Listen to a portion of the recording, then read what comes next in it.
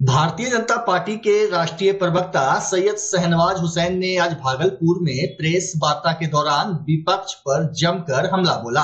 उन्होंने कहा कि कांग्रेस किसी भी सूरत में भारत के लिए फायदेमंद साबित नहीं हो सकती, क्योंकि भाजपा का कोई भी काम उन्हें अच्छा नहीं लगता है। उन्होंने आरोप लगाया कि कांग्रेस हमेशा भाजपा के खिलाफ नकारात्मक राजनीति करती है और देश हित के कार्यों पर भी राजनीति से बाज नहीं आती। एयर चीफ मार्शल के बयान के बाद कांग्रेस को देश से माफी मांगनी चाहिए। कांग्रेस ने पाकिस्तान के प्रोपेगेंडा को भारत में फैलाया, जहाज गिरे थे पाकिस्तान के और बता दिया हिंदुस्तान का। कांग्रेस ने देश के साथ ये सही नहीं किया है। कांग्रेस पार्टी अपनी नादान हरकतों से बाज आए। देश की सेना पर, देश की संवैधानिक संस्थाओं पर जिस तरह कांग्रेस हमला करती है, उसका जवाब देश की जनता उनको देगी। चुनाव आयोग के मसले पर राहुल गांधी धमकी भी दे रही है, इसके परिणाम बहुत गंभीर हो सकते हैं। राहुल गांधी के तो परिणाम ऐसे ही होते हैं। पहले कहते थे हम बोलेंगे तो जलजला आ जाएगा, बोला जलजला नहीं आया। अभी बोले थे हमारे पास सबूत है, एटम बम है। वो एटम बम लगता है खुद खा गए, कुछ हुआ नहीं। वो इसी तरह की बातें करते। भागलपुर में बाढ़ का कहर अब शहरी इलाकों तक पहुंच गया है। नया बाजार, दीपनगर, बैंक कॉलोनी सहित कई मोहल्लों में पानी भर जाने से लोगों की मुश्किलें बढ़ गई है। बाढ़ का पानी घरों और गलियों में घुस जाने के कारण लोग घरों में कैद होकर रह गए हैं। स्थानीय निवासियों का कहना है कि जरूरत पड़ने पर भी बाहर निकलना नामुमकिन हो गया है। सड़कों पर पानी के कारण आवाजाही पूरी तरह से ठप है। हालांकि प्रशासन ने हालात पर नजर रखने और जरूरत पड़ने पर राहत पहुंचाने की बात कही है, लेकिन लोगों की चिंता है कि पानी का स्तर लगातार बढ़ रहा है। बहुत मुश्किल, यहाँ तो जीना मुश्किल हो गया है। इतना खाने पीने के लिए भी सोचना पड़ता है कि क्या खाएं नहीं खाएं।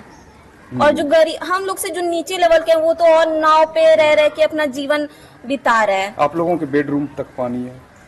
नहीं, अभी हम लोग के बेडरूम तक तो नहीं आया, लेकिन नीचे वाले फ्लोर में आ गया है।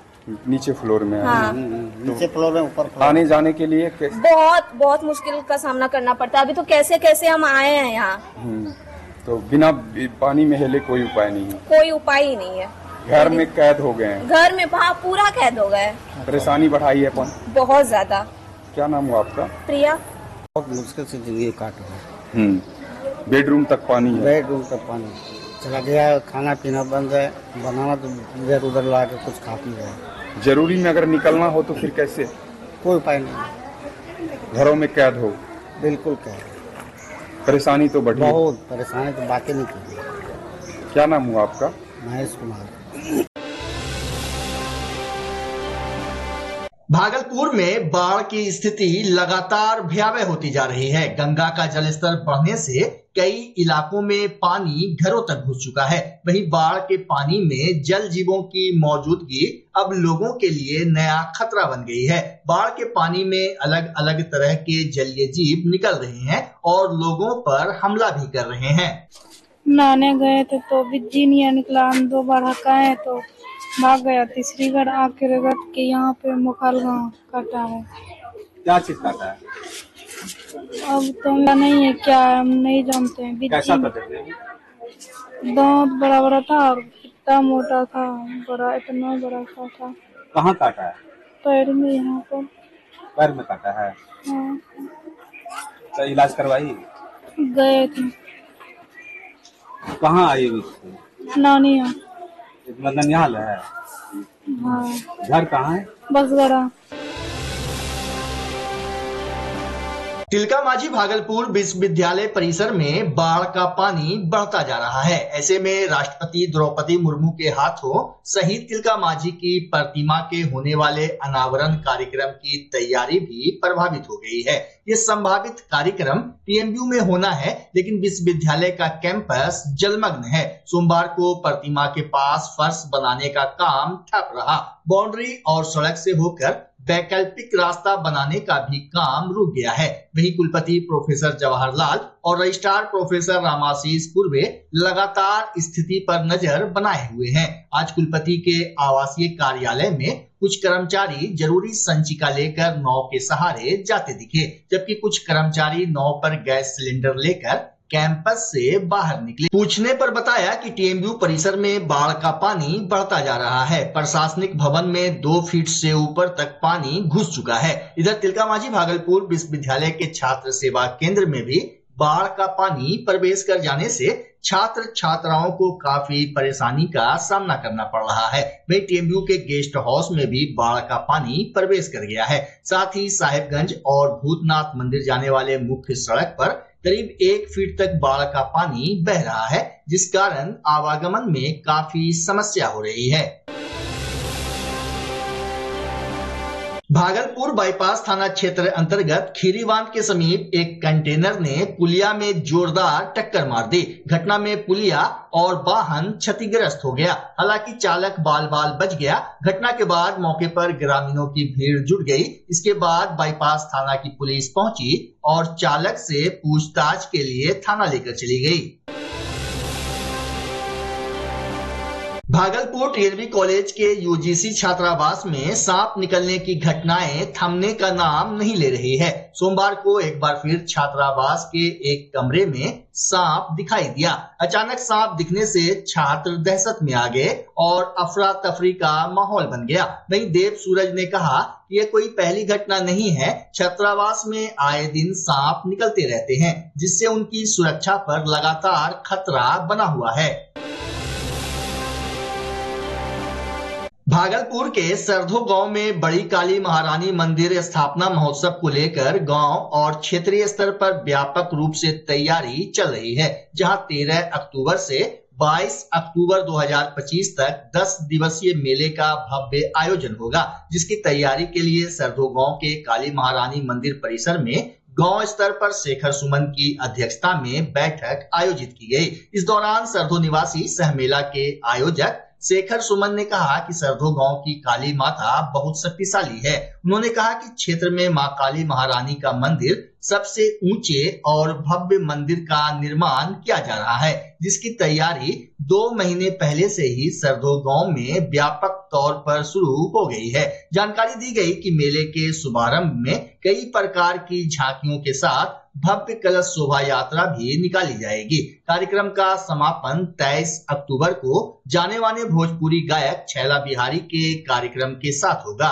नाम बता दो, मैं शेखर सुमन सरधो निवासी हूँ और पीछे जो अभी मंदिर का आपको वीडियो दिखेगा, ये मंदिर भागलपुर जिला का काली माँ का सबसे ऊंचा मंदिर होने जा रहा है, जिसका कि मंदिर का जो स्थापना है मैया का, वो कार्यक्रम 13 अक्टूबर 2025 से शुरुआत हो जाएगी। कलश शोभा यात्रा जो है, भव्य कलश शोभा यात्रा का आयोजन किया गया है और 23 तारीख को छैला बिहारी के कार्यक्रम के साथ समाप्ति का आयोजन रखा गया है। और इस बीच में बहुत सारे अलग अलग कार्यक्रम हैं, जैसे शोभा यात्रा के बाद जो है हरियाणा से टीम आ रही है जो झांकी का प्रदर्शन करेगी और मेला जो है काली स्थान से होते हुए शोभा यात्रा का वो बरारी तक जाएगी, जिसमें हाथी घोड़ा गाजा बाजा के साथ, और उसको थोड़ा सा रोको तो, बाजा के साथ हाथी घोड़ा और रथ सब शोभा यात्रा में लगा रहेगा और महिलाओं को साड़ी दिया जाएगा और बच्चियों को जो कन्याएं जाएंगी उनको चुनरी से सम्मानित किया जाएगा। ये सब लोग लगभग अनुमान ऐसा है कि 5000 कलश को लेकर हम लोग सरधो से बरारी की ओर प्रस्थान करेंगे। ये तो 13 तारीख का कार्यक्रम है। 14 तारीख से 7 बजे सुबह से माँ सत्संडी का यज्ञ का आयोजन हो जाएगा। जब भी हम लोग माता का स्थापना करते हैं उसमें सत्संडी यज्ञ जो है वो होना अनिवार्य होता है, तो वो काली स्थान में ही जगशाला बनेगा। और हम लोग काली स्थान से 200 मीटर दूर मेला का आयोजन किए हैं, जहाँ पे कि बड़ा तारा माची, मौत का कुआं और जो भी ब्रेक डांस, इस तरह के जो भी झूला है वो लोग आएंगे। और मेला का जो सजावट होगा वो 1.5 किलोमीटर दूर से किया जाएगा, जो कि सूरज चौक से होते हुए काली स्थान तक आएगा। तो ये सारे कार्यक्रम का जो है आयोजन 13 अक्टूबर 2025 से शुरू होकर 23 अक्टूबर 2025 को समापन किया जाएगा। कहने का मतलब यही है कि भव्य हम नहीं करते हैं, माता करवा रही है। और भव्य आयोजन जब हो रहा है तो मैं ये कहना चाहूँगा कि भागलपुर जिला के जितने भी वासी हैं उनका यहाँ पर स्वागत है कि आप लोग 13 तारीख से लेके 22 तारीख तक यहाँ पर आएं और मेला का आनंद लें।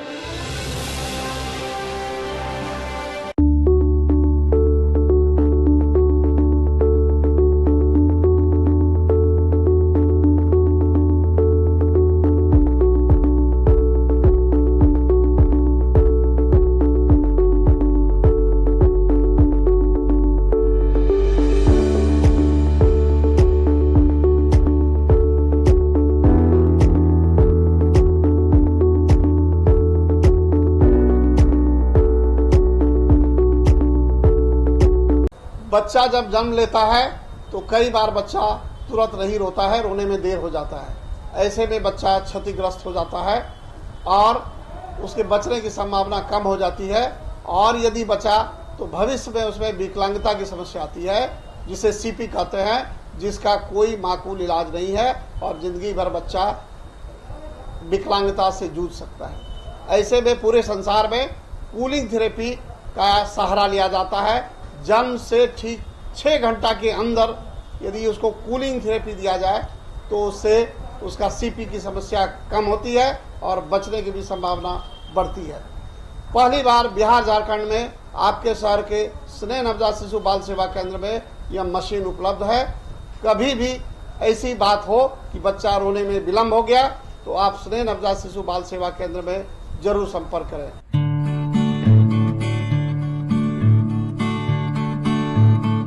रिंकू एलईडी बल्ब, एक बार लाओ और चलाते ही जाओ। हमारे एलईडी बल्ब्स है क्वालिटी में नंबर 1 और एनर्जी एफिशिएंट, जो रखे एनवायरनमेंट और आपके बिजली के बिल दोनों का ख्याल। रिंकू एलईडी बल्ब के साथ एनर्जी बचाओ और बिल घटाओ। ये है पावर सेविंग लाइट जो चले लंबे समय तक और रखे आपके घर को रोशन। हमारे यहाँ एलईडी लाइट्स मिलते हैं एक व्यापक रेंज में, जो आपकी हर जरूरत को पूरा करेगी। लेकिन यही नहीं, हमारे एलईडी लाइट सिर्फ चमकदार नहीं बल्कि एनवायरनमेंट फ्रेंडली भी है। तो आज ही लाओ रिंकू एलईडी बल्ब और पाओ 1 साल की वारंटी का भरोसा। रिंकू एलईडी बल्ब्स, नई जनरेशन के स्मार्ट बल्ब्स। आज ही संपर्क करें 8651063786 या मेल करें rinkooledbulb@gmail.com। हमारा पता असाननपुर, भागलपुर, बिहार 812002। वैशाली जिले के बलिगांव थाना क्षेत्र के लधो पंचायत के वार्ड नंबर 2 में सोमवार की सुबह अचानक बिजली के शॉर्ट सर्किट से आग लग गई। आग लगने के कारण नगद के साथ लाखों की संपत्ति जलकर राख हो गई। घटना के बाद स्थानीय लोगों की भीड़ जुट गई। काफी मशक्कत के बाद ग्रामीणों ने आग पर काबू पाया। बताया जा रहा है कि सोमवार की सुबह करीब 10 बजे रूपनपट्टी दसकुरवा निवासी रामू पासवान के घर में आग लग गई। देखते ही देखते उपेंद्र पासवान, सुरेश पासवान एवं भुवन पासवान का घर भी आग की चपेट में आ गया, जिसमें नगद के साथ साथ घर में रखा सारा सामान जलकर राख हो गया। ये आग कैसे लगलक है? बिजली के शॉर्ट से। अच्छा, कितना के नुकसान है? 5 लाख के संपत्ति रहल है। अच्छा, कथी कथी जलक होत? लगभग कुछ 1-2 सामान? बकरी, बच्चा, पलंग, बिछौना, हर चीज रहे, घरे तो है जी। पैसा कभी रहे, खेत के कागज भी रहे। अच्छा, में क्या आदमी के घर है? 4 आदमी। 4 आदमी के रहे। कौन कौन आदमी के? रामू पासवान, सुरेश पासवान, उपेंद्र पासवान, भुवन पासवान। अपने के नाम की भेल? रंजू देवी। पति के नाम? रामू पासवान। गाँव? रूपनपट्टी। आग कैसे लग गया? शॉर्ट से लागल हाथी से, लाइन से। अच्छा, कथी कथी में जल गया? बहुत कुछ रहल, कथी बताओ, घरे तो है जी, तो बताओ कथी, सब कुछ तो ओहे में रहल। अपने के की नाम भेल? तेतरी देवी है। पति के नाम? शिवजी पासवान है। गाँव? गाँव है रूपनपट्टी है। वार्ड? वार्ड के नाम कथी है? दो। बाप रे, बिजली के लिफ्टी गिर के पड़ा है। पड़ गया। कितना का नुकसान है? बाप रे, बहुत। 4 गो 5 गो बकरी के बच्चा है, 4000-5000 के पलंग है, रजाई गद्दा है, कितना 50,000 उनके चौकी हम कथवा कर रख लिए। ऐसे बोलते नहीं। कैसे लगा था? बिजली का शॉर्ट सर्किट से लगा था। अच्छा, कितना का नुकसान होगा? 4-5 लाख, 5 लाख का लमसम है। आपका नाम? मेरा नाम ऋतिक कुमार हुआ। गाँव? दसकुरवा।